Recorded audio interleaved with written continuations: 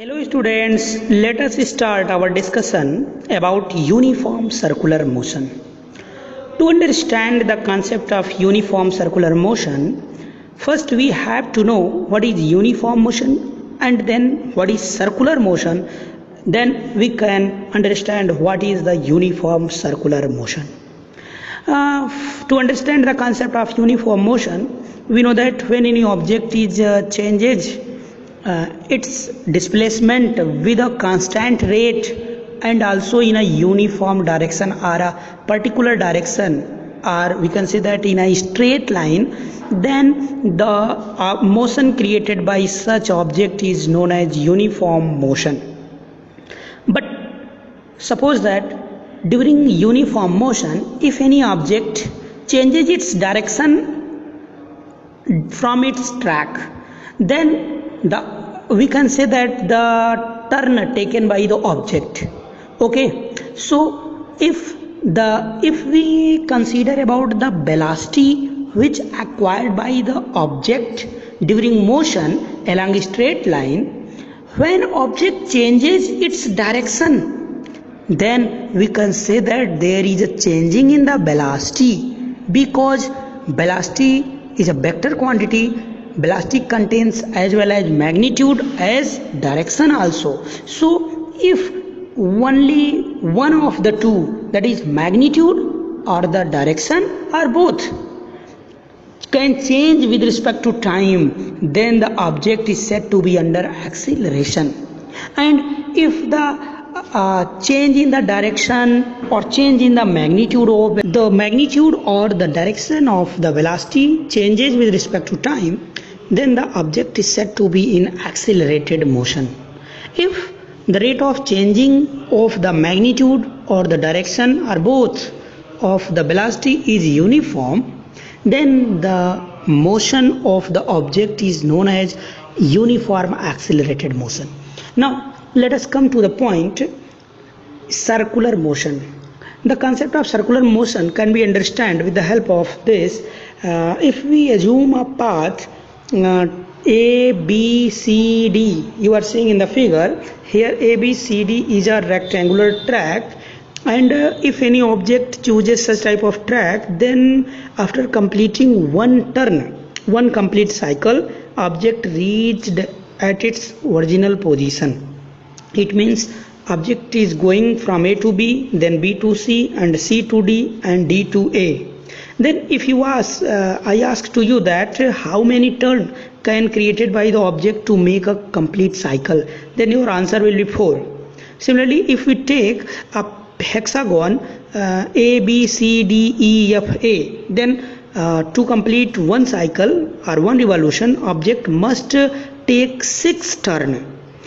And we are seeing that if the perimeter of the rectangle is just equal to the perimeter of the hexagon, then we are easily by mathematical calculation guess that the size of the side of the hexagon is smaller than that length of the rectangle. So if you take 8 octagonal shaped tracks, suppose that A, B, C, D, E, F, G, H, A, then the side length of the side of the path which object takes along a straight line, that can be smaller than that of hexagon also.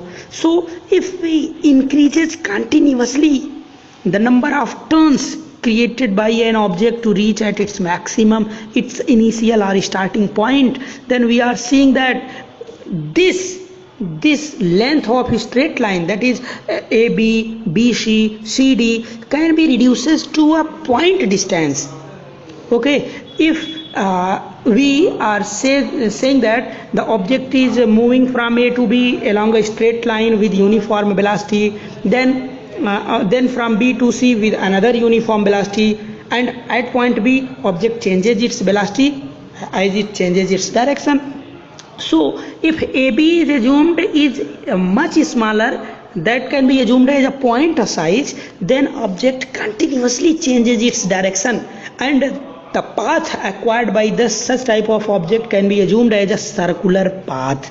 Okay, it's the circular track. So if any object moving with constant speed or the constant magnitude of velocity along a circular track, then the velocity or the motion created by such object is known as uniform circular motion.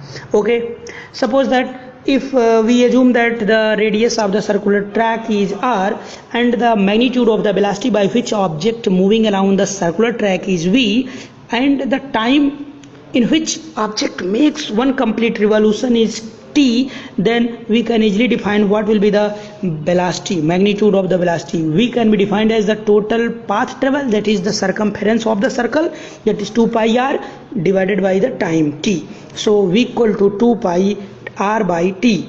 Okay, now if we consider, since object is changes its direction continuously, hence the velocity it changes continuously by a constant rate, and the direction of the rate of change of velocity is always aligned to the center, that is the acceleration acting on the object is always tends to the center of the circular track. So we can assume such type of acceleration as centripetal acceleration, and the value of such acceleration a can be defined as square of the velocity divided by the radius of the circular track. It means a equal to v square by r. It means the derivation of this formula is not in a course, but the numerical problem based on this formula can be solved, and it is your in syllabus. So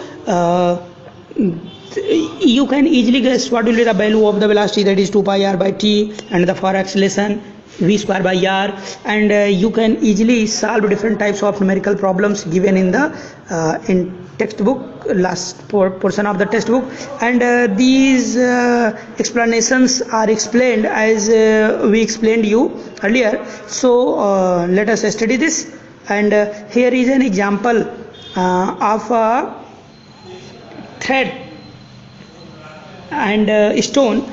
A stone is tied to the end of the thread, and the other end of the thread can be made by your hand. If you round this stone in a horizontal track, and then after leaving at an instant of time, then the stone must going along a straight line, and at point where the stone is released from the thread, then at that in what direction the velocity of the stone occur, in that direction stone must goes away from the circular track.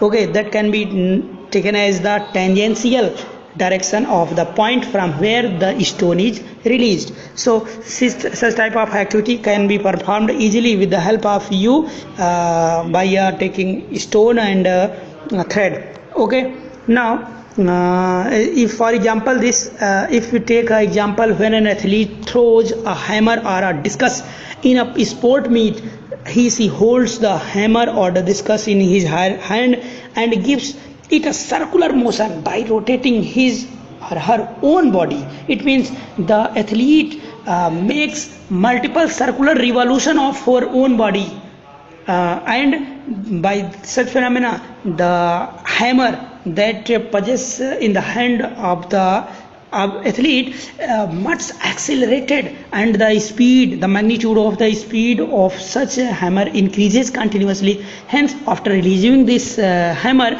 in which direction I want to, our athlete want to throw it, release the hammer must goes away from the athlete, and particular direction the hammer goes in the direction in which it was moving at the time when it was released. Okay, just like the piece of stone in the activity described above. There are many more familiar examples of objects moving under uniform circular motion, such as motion of moon and the earth, and also the motion of satellite in a circular orbit around the earth. If we take a concept, a cyclist on a circular track at constant speed, this is also the example of the uniform circular motion. Okay, there are many examples possessed in your life, and you are observing that day to day life in your daily behavior. Okay, this is all about the uniform circular motion. You can solve different types of numerical problem based on the concept v equal to 2 pi r by t and a equal to v square by r. So solve these formulas, Friends, and numerical problems based on the send formula. solutions of this all these formula by different types of snaps, taking a snapshot and your via classroom app. Okay, thank you. Tomorrow we will discuss about the tomorrow we will discuss next about the chapter laws of motion. Thank you.